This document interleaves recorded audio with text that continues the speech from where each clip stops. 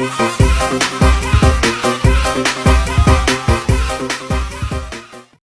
selama ini aku isi bensin mobilku Pertamax, dapatnya Pertalite atau premium, iya.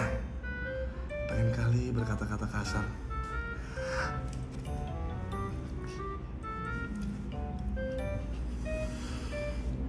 Tahan. Tersangka RS melakukan pembelian atau pembayaran untuk RON 92.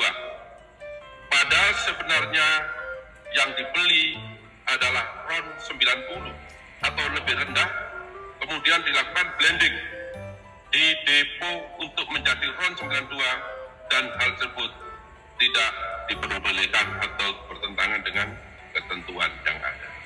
Adanya beberapa perbuatan melawan hukum tersebut telah mengakibatkan adanya kerugian keuangan negara sekitar 197 triliun. Hebat sekali, canggih, luar biasa. Oknum-oknum Pertamina memperkaya diri. Keren kali memang ya. Ditangkap karena merugikan negara 193 triliun. Bahkan bisa lebih, bayangkan. Aduh, ini mungkin baru satu kasus ya. Kita nggak tahu dalam pengembangannya nanti. Bisa jadi oknum-oknum Pertamina ini ternyata memainkan solar juga. Itu perlu diperiksa juga loh. Ini harus jadi bahan Kejaksaan Agung lagi. Tapi luar biasa, bravo Kejaksaan Agung Republik Indonesia sudah membuktikan di era Bapak Prabowo kalian bisa tangkap ini. Memang oknum-oknum Pertamina yang hanya memperkaya diri ini. Tapi masih sakit kali loh ya. Bayangkan aja, berarti selama ini ku isi bensin mobilku itu, capek-capek aku kerja, isi Pertamax, dapatnya Pertalite berarti. Aduh. Bisa jadi di bawah itu lagi RON-nya katanya, bisa jadi premium. Aduh, sakit kali. Kita masyarakat harus kritis loh ya. Bila perlu kita harus minta ganti rugi ya. Karena yang dirugikan oleh Pertamina itu bukan hanya negara aja, tapi kita rakyat juga. Kita kan konsumennya Pertamina, ke pom bensin kita beli, bayar. Ya kan? Ternyata kita beli Pertamax dapatnya Pertalite, padahal harga yang kita bayar harga Pertamax. Aduh, ngeri kali memang. Berarti margin selisih ya, yang harusnya kita bayar Pertamax jadi bayar Pertalite itu kan ada margin selisih uangnya. Itu masuk kemana itu ya? Ke kantong-kantong orang itu. Makin kaya orang itu ya. Kira-kira udah dapat berapa lah oknum-oknum para pejabat ini semua nih, muka aku tonjolin. Nah ini nih ya, udah kaya seberapa mereka uang dapat dari situ ya? Kira-kira hukuman apa ya yang layak? Kira-kira seumur hidup cukup nggak? Seumur hidup penjara? Menurut aku sih lebih harusnya ya. Gimana menurut kalian? Terus komentar.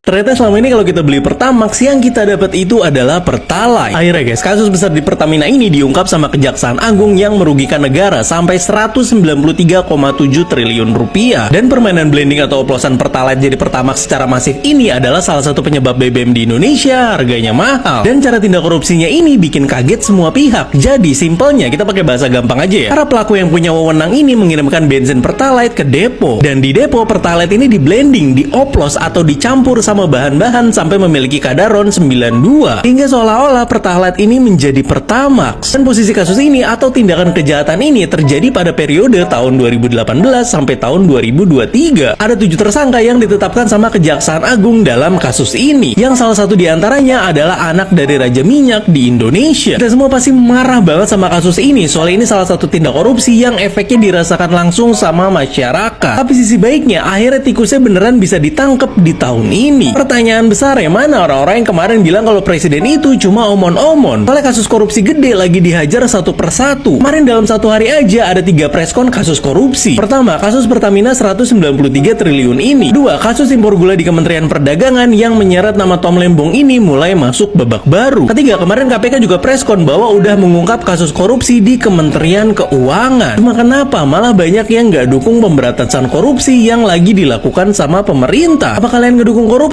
kayak tempe mungkin? Apa perlu media tempe ini diaudit sumber duitnya dari mana? Mau begitu? Ternyata Pertamax adalah Pertalite yang gak ngantri. Kenapa sih hal-hal gede kayak gini harus bohong? Kita selama ini mengisi kendaraan dengan Pertamax, berharap mesin lebih awet. Tapi ternyata itu hanya oplosan dari Pertalite. Pertamina yang seharusnya melayani rakyat malah menipu kita. Sementara itu 7 orang yang dipercayakan menjaga kekayaan negara merampas 193,7 triliun rupiah. Lantas, apakah ada drama kurungan penjara yang tidak sesuai dengan perbuatan? Mari kita simak. ada ampun. Prabowo serius berantas korupsi, Kejagung langsung bergerak tangkap mafia minyak. Saya akan melawan korupsi dengan sekeras-kerasnya dan dengan segala tenaga dan upaya yang bisa saya kerahkan tanpa pandang bulu. Tak butuh waktu lama, Kejaksaan Agung langsung menunjukkan taringnya. Kasus mega korupsi tata kelola minyak mentah dan produk kilang di PT Pertamina periode 2018 hingga 2023 akhirnya diungkap. Angka kerugian negara?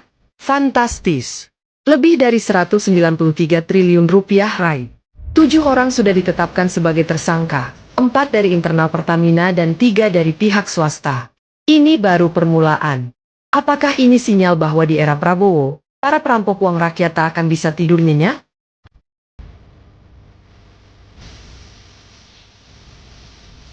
Pekan ini terjadi pergeseran posisi yang mengejutkan di papan atas klasemen Liga Korupsi Indonesia. Pertamina, sang raksasa minyak, berhasil merangsek naik ke peringkat kedua setelah skandal oplosan Pertamax yang merugikan negara hingga 193,7 triliun terkuak.